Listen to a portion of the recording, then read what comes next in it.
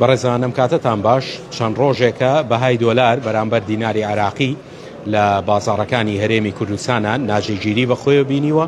بەهای دۆلار بەرامبەر بە دیناری عراقی لە ماوەی هەفتەی ڕابردوو بۆ هەر 100 دۆلاری یەک نزیکەی 4 بۆ 5,000 دیناری چووە سەر. دوێنێ لە نێو بازاڕی دۆلارەکەی شاری سێمانی 100 دۆلار بەرامبەر بوو تقریبان هەتا 149,000 دیناری عراقی ڕۆژ.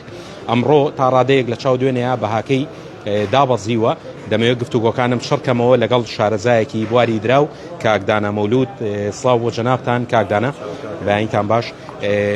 دوێنێ بینیمان بەهای دۆلار بەرامبەر بە دیناری عراقی ناجێگیریەکی زۆری پێوە دیار بوو. تەنها دوازان تا 150,000 یان 149,000 وشتی وا ڕۆژ. ئێستا بەهای 100 دۆلار بەرامبەر بە دیناری عراقی دوێنێ لە ناوەند لە بەغداد نرخی دۆلار تقریبا تا 150,000 دیناری عراقی ڕۆی بە هۆکاری ئەوەی کە لێدوانێکی ناڕەسمیان بە ناوی وەزیری دارایی عێراقەوە تەیف سامیەوە بڵاو کردەوە کە پێم وابوو دوورە لە ڕاستیەوە هیچ لێدوانێکی لەو بارەیەوەنەوە کەوتبێتی پێویستە نرخی دۆلار بەرامبەر بە دیناری عێراقی بگۆڕین لە بانکی مرکزی بۆی بتوانین موچە بین. لێدوانەکە سەر تاپای ناڕاست بوو. ئەوش هەڵاوسانێکی لە عێراق و هەولێر و سلێمانیا دروست کرد. نرخی دۆلار لە سلێمانیا تقریبا تا 149,000 و لە بەغداد لە ناوەند تا 150,000 ڕۆی. یعنی هۆکارەکە تەنها ئەو بوو. هۆکارەکە پێم وایە ئەو دیایە بوو کە بەناوی بەڕێز وەزیری دارایی عێراق دەکرا بەهۆی پشۆکانی سەری ساڵ و بەهۆی ئەوەی کە بانک نەبووە دۆلار نەخراوەتە بازاڕ و یعنی ئەمانە تا چەند هۆکار بوون بە پێچوانەوە پشۆکان تا لە ڕۆژی شەمە تەواو بوون. لە یەکشەمەوە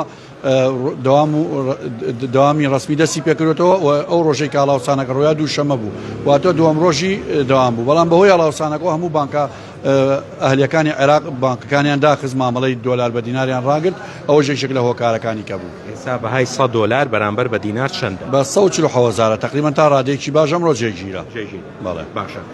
هەرچەنە پێشبینیکردن بۆ بەرزبوونەوە و نزمبوونەوە ڕەنگە ئەوە بێ، بەڵام پێشبینی چی ئەەکەن؟ ئێوە تەسەورەکەن بێتە خوارەوەیان بەرزتر بێتەوە؟ پێشبینی ئەوە ناکەین وەکو ساڵی 2020 حکوومەتی عێراقی لە ئێوارەیەکی ڕۆژی شەمەیە ساعت 5 بڵێ لە نرخی دۆلار لە بانکی مرکزی گۆڕین. پێشبینیەوەکەین ئەگەر پەرلەمان تەشکیل بۆ حکوومەتیش تەشکیل بوو وەزارەتی دارایی ئایا بیر لە گۆڕینی نرخی دۆلار بەرامبەر بە دینار دەکاتەوە واتە دۆلاری تیجاری جارێک کە لە 132,000 ئەیڵێتەوە یا ئەیگۆڕێتەوە. ئەمە زۆریەوە، ئەمە کاتیوێ، ئەمە لیژنەکانیەوێ، ئەمە پێکاتنی حکوومەتیە.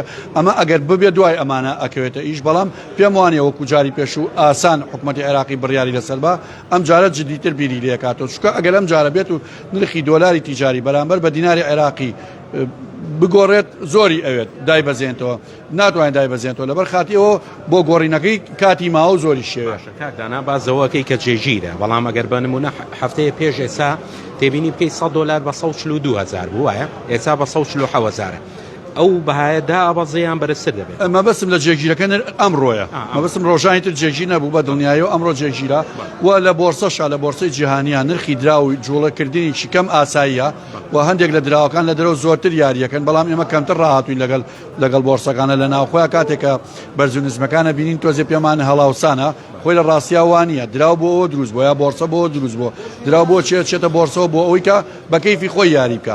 ئەمانە پەیوەندی بەهێزەوە پەیوەندی بە ئەگەر لە دەرەوە سێریکەین لەم دوو سێ ڕۆژە بۆرسە لە ژیانە زۆرتر یاری کرد دابەزین و بەرزبوونەوەی بەوەی دەست بە سەراگرتنی نەوتی فەنزیۆلا و گرتنی دەست بە سەرگرتنی مادۆرا زۆرتر یاریەکە. لە هەموو ڕووداوەکانە بۆرسە جیاواز یاریەکە، یاریێکی جیاوازەکە لە ڕۆژانی یاسایی. بەڵام پێشبینیەکەن ئەم چەند ڕۆژە هەر لە 147,000 پێشبینی ناکەین بۆ نرخەکەی بەڕاستی ئەوەی هەیە لا ئێستا مەترسی نییە لەسەری ئەو خەڵکەی کە بیر لەوە بکاتەوە کە بەیانی حکوومەتی عێراقی بەڕسمیە دیانێونەری وەزارەتی دارایی یا بەڕێوەبەری بانکی مرکزی عێراقی بێت لێدوانێ با بڵێ دۆلارەکەین بە 165,000. ئەو مەترسیەمان نیە لە ئێستا. هەرچەنە بابەتەکەی من سەبارەت بە بەرزبوونەوە و نزمبوونەوەی بەهای دۆلار بوو، بەڵام بە کۆتا پرسیارم ئەوە بێ کاکدانا ئێستا باز لە دۆلاری کۆن دەکرێت و باز لە شین و سپی ئەکرێت لە نزیکەی 10,000 دۆلارە، این دەفتەرێ دۆلارە چەنە فەرقەکاتە؟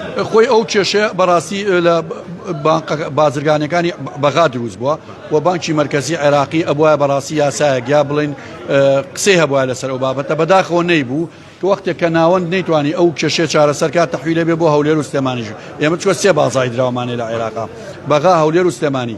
لەم سێ بازارە ئەو جیاوازیە دروست بوو بەداخەوە سەرچاوەکەی یا هۆکاری سەرچەکەی بەغایە و ئێستا لە سلێمانی و لە بەغا و هەولێری شاتوانم بڵم تقریبا 2,000 دیناری فەرقە 100 دلاری چاپینەوە بۆ چاپە تازەکە بەهۆی ئەوەی کە لە بەغا وەرناگیرێ ئەگەر ناوەندە ئەو کێشەی هەڵکا ئەو جیاوازیە نامێنێ لە دەفتەرێ دۆلاران نزیکەی 30,000 فەرقەکە تقریبا 300,000 فەرقەکات بەڵێ ئەگەر بەس بەغا بەڕاستی ئەوە قەرارێکی پێدەرگا ئەو جیاوازیە نامێنێ ئەمە ساڵی 2000 و ئەمە 2006 ئەوە چۆن بەڕاستی لە ڕووی کوالیتی و دۆلارە کۆنەکە زۆر باشتر لە تازەکە ئەو لە ڕۆنیوی ئەسڵ دروستکەوە ئەم لە لۆکە و کەتان دروستکەوە لۆکە و کەتانیش لەگەڵ پێکاتی بۆ درا و تۆزێ قورسە زۆر باشتر دراوە کۆنەکە بەڵام بەداخۆ لێرە ئەو جیاوازیە دروست بووە ئەڵێ خۆتان لە سویسرا گیان ئەڵێ خۆتان لە سویسران لە معاملی دروستکرد نا ئەمە پارەی ئەم جارە لە سویسرا چاپ نەکراوە دیناری عێراقی کۆن لە 84 تقریبا لە سویسرا چاپکراوە ئەمە لە دیلارۆ لە بریتانیا چاپکراوە پێکاتی دۆلاری ئەمریکی لە ئەسڵا لە درا و بەجددی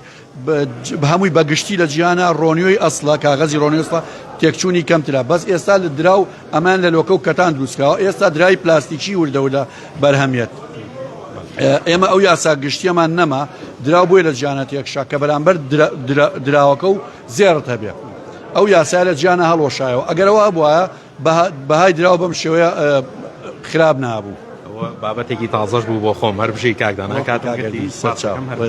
خۆش بێ بەڵێ ئەوە کۆی گشتی زانیاریەکان بوو لەسەر بەرزبوونەوەی بەهای دۆلار بەرامبەر بە دیناری عێراقی باز لە هەندێک هۆکار و گرفت دەکرا بەڵام شارەزای بواری دراو لە بازاری دۆلارەکە لە شاری سێمانی باسی لەوە کرد کە هۆکارەکانی خسە ڕوو و پێشبینی دەکەن ئەمڕۆ بەهای دۆلار بەرامبەر بە دیناری عێراقی بەجێگیری بمێنێتەوە.